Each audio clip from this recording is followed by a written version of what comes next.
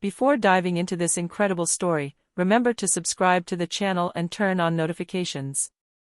Here, every story has something to say, and you won't want to miss a single one.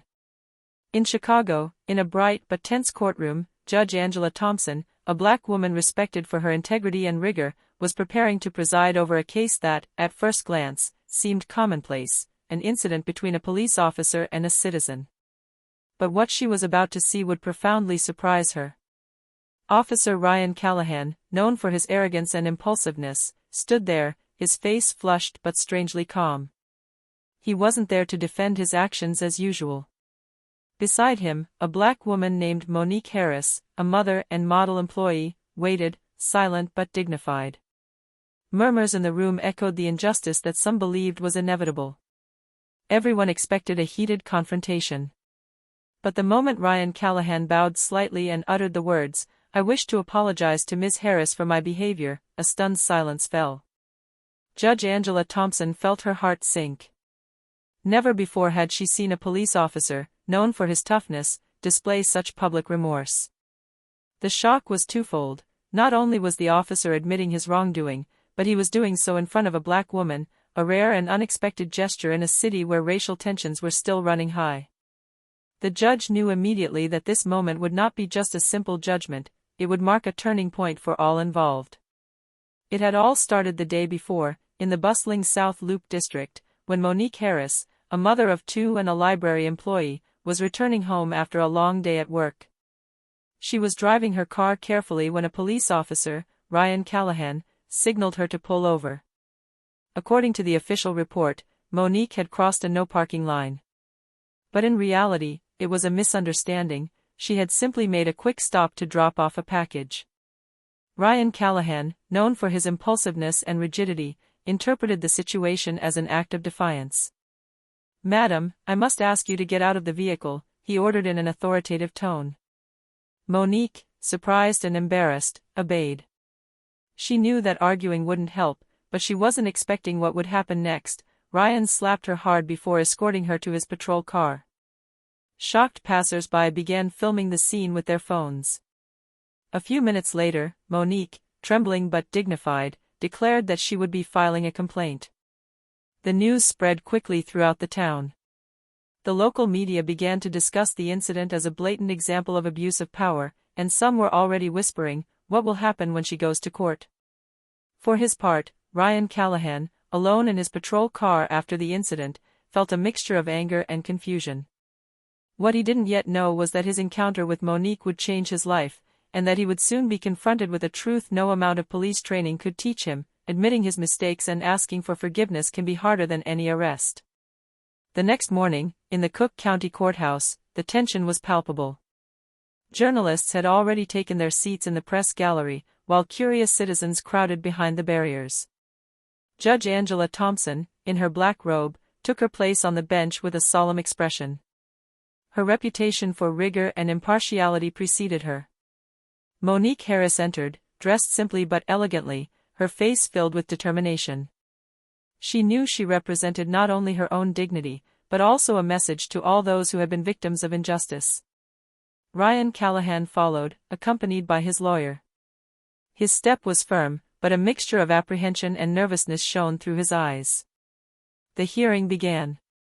The prosecutor laid out the facts: the slap, the arrest, and the complaint filed by Monique. Murmurs rose in the courtroom. Some supported Monique, others murmured in favor of Ryan, still under the impression that it was all just a simple police misunderstanding. Just as the case seemed to be heading towards a bitter trial, an unexpected event occurred. Ryan Callahan stood up, stared at Monique, and said in a clear, firm voice, "Your Honor, before we begin, I wish to apologize to Ms. Harris for my behavior." Silence fell like a guillotine. Judge Angela Thompson felt a ripple of shock. Never before had she seen a police officer, known for his harshness and arrogance, publicly apologize to a black woman. Murmurs grew louder in the courtroom, some journalists exchanging incredulous glances. Monique, slightly surprised but dignified, nodded her head in acceptance. Her gaze showed neither anger nor triumph, but quiet dignity. Judge Angela, for her part, took a deep breath. She knew that this moment would be etched in her memory and that the story would not be limited to a simple legal case. After the public announcement of his apology, Ryan Callahan sat down, his head slightly bowed, his gaze fixed on his clenched hands. Judge Angela Thompson observed attentively. Something sincere emanated from this man whom she had often considered insensitive. The prosecutor, intrigued, asked Ryan to explain himself. "Your Honor," Ryan began, his voice trembling despite his effort to remain steady. I don't know exactly why I acted that way. Perhaps fatigue, perhaps pride, but above all, I have no excuse for humiliating Mrs. Harris." Monique Harris, sitting in the audience, felt a strange emotion. She had been a victim of violence and humiliation, but hearing him publicly acknowledge his wrongdoing stirred something within her. A measure of justice seemed to be finally being served. Judge Angela spoke calmly but firmly. "Officer Callahan, acknowledging your mistakes is the first step. But you must go further. What concrete actions do you intend to take to redress this wrong?" Ryan lowered his eyes, aware that words alone would never be enough to erase this humiliating moment. "I am ready to undergo training on respecting citizens, and to do whatever is necessary to regain the community's trust," he replied, his voice full of sincerity.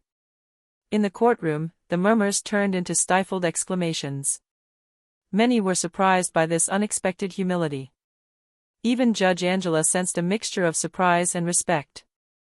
This unusual gesture marked the beginning of a transformation no one had anticipated. At that precise moment, it was clear that the story was no longer just about a slap or a parking incident. It was becoming a lesson about responsibility, forgiveness, and moral courage, in the very heart of a courtroom where justice was supposed to be exemplary. After Ryan Callahan apologized, Judge Angela Thompson turned to Monique Harris, who had maintained impressive composure throughout the hearing. Her gaze, both strong and vulnerable, told a story that no one in the courtroom could ignore. "Ms. Harris," the judge said in a soft but firm voice, "could you explain to us how this incident has affected your life?" Monique took a deep breath. Her hands trembled slightly, but her voice remained clear. "Your Honor, it's not just the slap.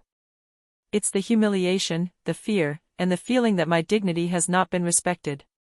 My children," she paused, her eyes shining, "they saw me crying silently, and I had to explain to them that sometimes, adults can make mistakes and act unjustly." The room was silent. Even Ryan Callahan looked away, unable to meet her gaze. He had never considered the real impact of his actions beyond the immediate moment. Angela Thompson observed the woman before her. Every word, every emotion revealed the depth of the pain Monique had endured. But what she also saw was resilience. Monique was not simply a victim, she was a woman standing tall, dignified, and determined to demand justice. The prosecutor carefully noted the details, aware that his words would change the perception of everyone in the room. The journalists frantically took notes, knowing they were witnessing a rare scene where a victim expressed her suffering with such clarity and dignity. Judge Angela, visibly moved but professional, concluded. "Thank you, Ms. Harris. Your testimony is crucial.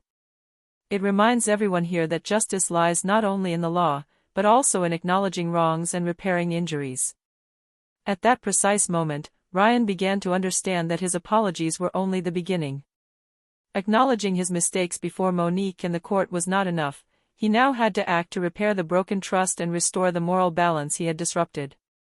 A few days after the hearing, Ryan Callahan felt an invisible weight pressing down on his shoulders. The public apology had surprised everyone, but he knew it wasn't enough. He had to prove he was serious about making amends. He decided to meet Monique Harris outside of court, in a neutral setting, a quiet little cafe in the neighborhood. Monique cautiously agreed, curious but wary. "Ms. Harris," Ryan began, his voice trembling, "I want to make sure my words aren't just empty words. I want to find concrete ways to make amends for what I've put you through." Monique, silent for a moment, stared intently at him. Then, in a firm but calm tone, "Officer Callahan, making amends isn't just about pretending. If you want to regain my trust, it will take time and real action." Ryan nodded, understanding the gravity of her words. He then offered to get involved in a community program he had just discovered, helping to organize workshops on respect for citizens and raising awareness of prejudice in local schools. Monique listened attentively. She saw in his eyes a sincerity she had never seen before. It wasn't an act imposed by the justice system or the court, but a personal choice for genuine change.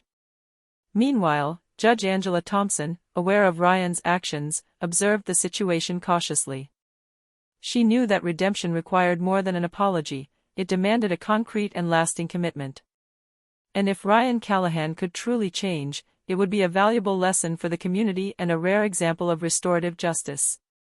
For the first time since the incident, a sense of hope began to emerge. Perhaps instead of remaining a simple conflict, this affair could become an example of transformation and mutual understanding. Despite his sincere efforts, Ryan Callahan quickly realized that changing other people's opinions would be far more difficult than admitting his mistakes. At the police station, his colleagues looked at him skeptically, some whispering behind his back. He's making a fool of himself, apologizing to a black woman. Who still believes in that kind of redemption? These whispers, invisible but piercing, reminded Ryan that the transformation concerned not only his consciousness, but also the hostile environment in which he lived. Meanwhile, Monique Harris went on with her life, but the shadow of the incident lingered. Some neighbors looked at her suspiciously, and she still felt the humiliation that had marked that fateful day. Yet, she observed Ryan's efforts. His actions were no longer just words, but concrete gestures within the community. In court, Judge Angela Thompson was closely following the case. She knew that justice wasn't measured solely by verdicts, but by real and visible changes in behavior. She convened a hearing to assess Ryan's progress and see how Monique perceived these actions. The hearing was tense.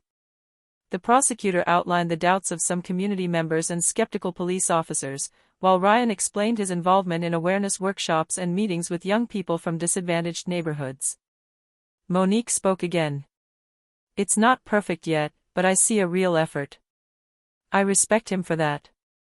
But I want everyone to know that trust is earned and built, not just with words."